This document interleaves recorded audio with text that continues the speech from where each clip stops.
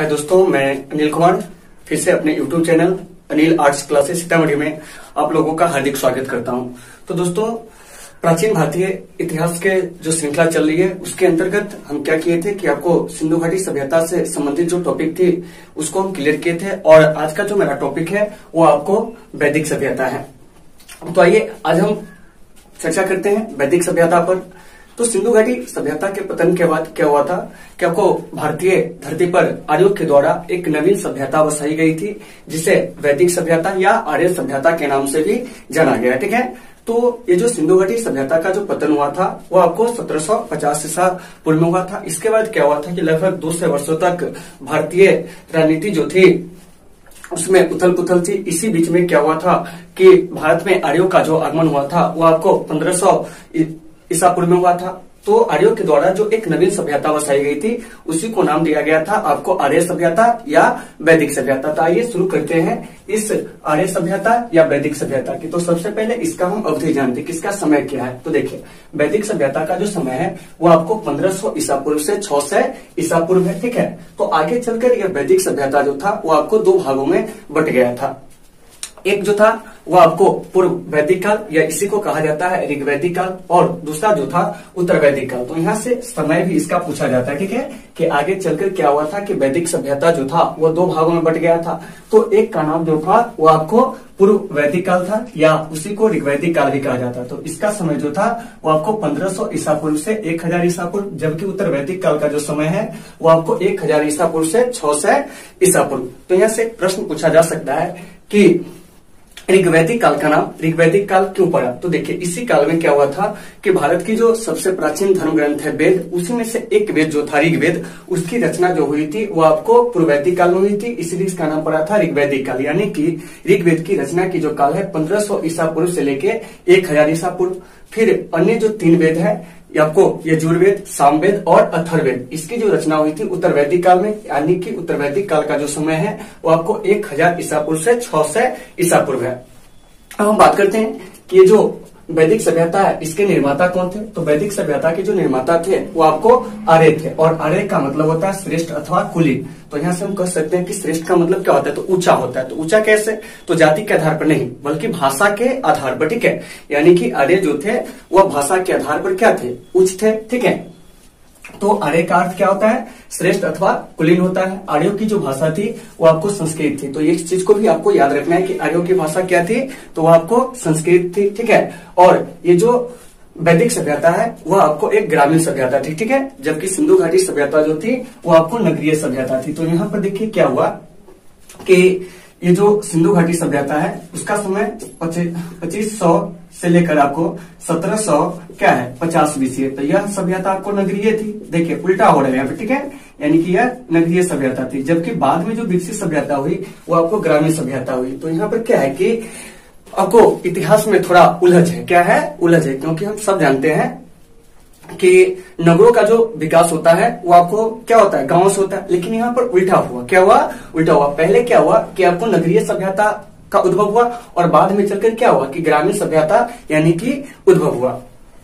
तो जब क्या था कि सिंधु घाटी सभ्यता की खोज नहीं हुई थी, तो उससे पहले क्या था कि आपको वैदिक सभ्यता को ही भारत का क्या किया जाता था, सबसे प्राचीन सभ्यता कहा जाता था। तो आइए हम यहाँ पर बात करते हैं कि आर्यों का जो मूल निवास स्थान था वो कौन था। तो देखिए, आर्यों के मूल निवास के स्थान के संबंध में क्या है कि विद्वानों में मतभेद है। यानी कि आर्यों का क्या मूल स्थान है इसके संबंध में क्या है, विद्वानों में मतभेद है। कुछ विद्वान मानते हैं कि आर्य जो थे वो तिब्बत के रहने वाले थे, कुछ कहते हैं कि यह आर्कटिक प्रदेश के थे, कुछ कहते हैं कि यह मध्य एशिया के थे, तो कुछ कहते हैं बैक्टीरिया के थे, कुछ कहते हैं हिमालय क्षेत्र के थे, कुछ कहते हैं कश्मीर के। क्या, तो आइए हम जानते हैं कि आर्यों का मूल निवास स्थान क्या था। तो स्वामी दयानंद सरस्वती जो कि आर्य समाज के संस्थापक थे, इनके अनुसार आर्यों का जो मूल निवास स्थान था वो आपको तिब्बत था। ऐसी बात उन्होंने किसमें कहा है, तो अपनी पुस्तक सत्यार्थ प्रकाश में। बाल गंगाधर तिलक ने कहा कि आर्यों का जो मूल निवास स्थान है वो आपको आर्कटिक प्रदेश है। ऐसा उन्होंने the Arctic home in the Vedas नामक पुस्तक में कहा। ठीक है,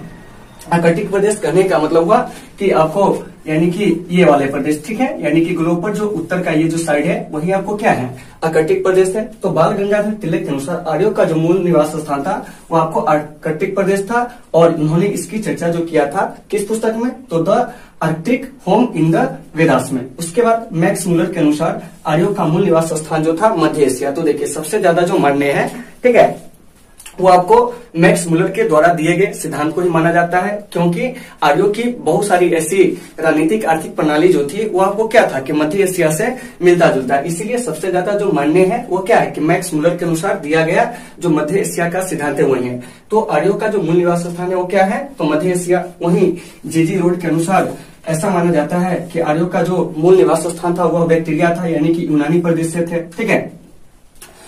अब हम बात करते हैं कि आर्यों के जो जानकारी का स्रोत है, यानी कि वैदिक सभ्यता के जो जानकारी का स्रोत है वो क्या है। तो देखिए वैदिक सभ्यता के जानकारी के हमारे पास दो स्रोत है, एक है साहित्यिक स्रोत और एक है पुरातात्विक स्रोत। तो देखिए पुरातात्विक स्रोत में हम सबसे पहले बात करेंगे बोगाज कोई अभिलेख की। तो सबसे पहले हम यहाँ चर्चा करेंगे कि पुरातात्विक स्रोत कहते हैं किसे। तो देखिए उत्खनन से जो वस्तुएं प्राप्त होती है उसको हम लोग क्या कहते हैं, पुरातत्व कहते हैं। पुरातत्व जो है संस्कृत भाषा का शब्द है और इसका अर्थ ही होता है प्राचीन सामग्री, ठीक है।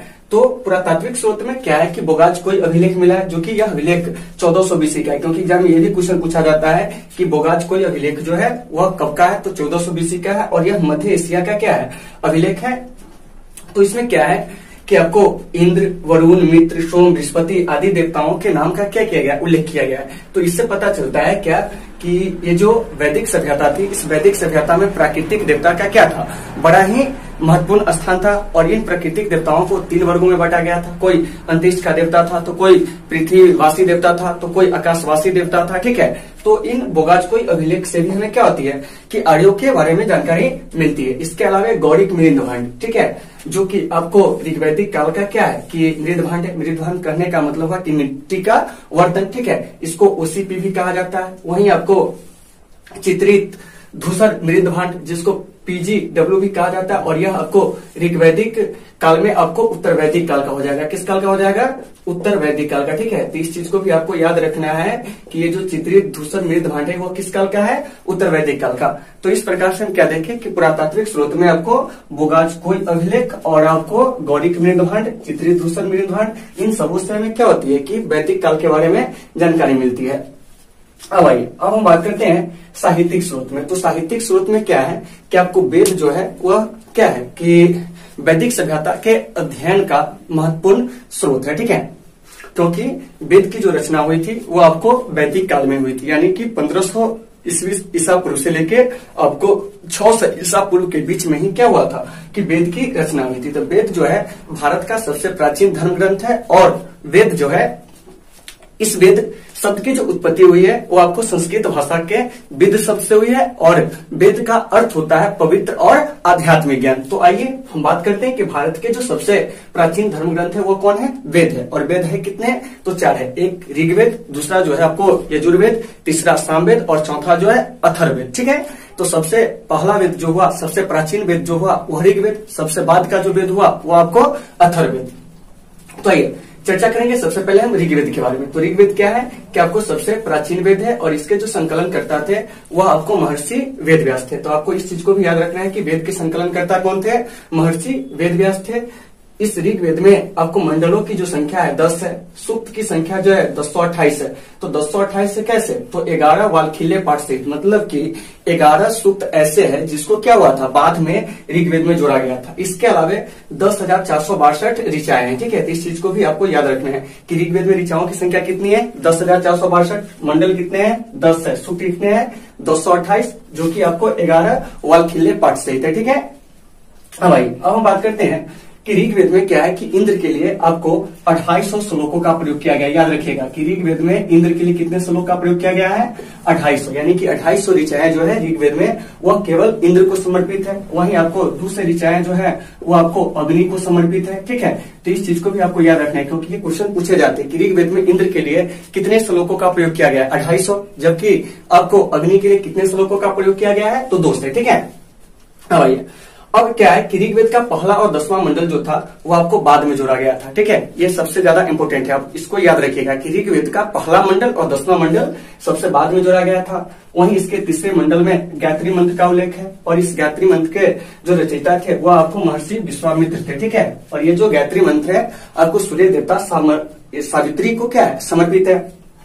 7वें मंडल में दशराग युद्ध का उल्लेख किया गया है और यह दशराग युद्ध जो था पुरुषनी नदी के किनारे जो था वह लड़ा गया था, यानी कि आधुनिक रावी नदी के किनारे लड़ा गया था। तो यहाँ से एक प्रश्न पूछा जा सकता है कि दशराग युद्ध किसके बीच हुआ था। तो 10 जनों और सुदास के बीच हुआ था, जिसमें सुदास की क्या हुई थी, जीत हुई थी, ठीक है।